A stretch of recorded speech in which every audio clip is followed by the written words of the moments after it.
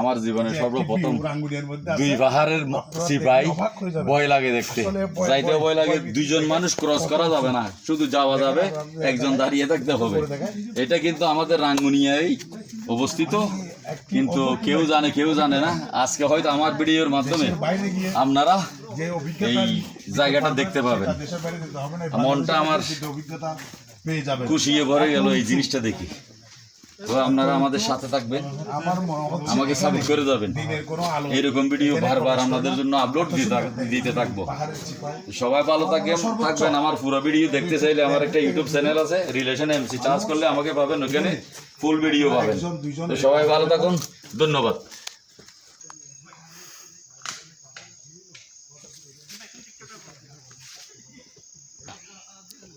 ভাই, আমার শক্তি কমে গেছে পাহাড় বাইতে বাইতে। এত সুন্দর জায়গা আমি আর দেখিনি জীবনে।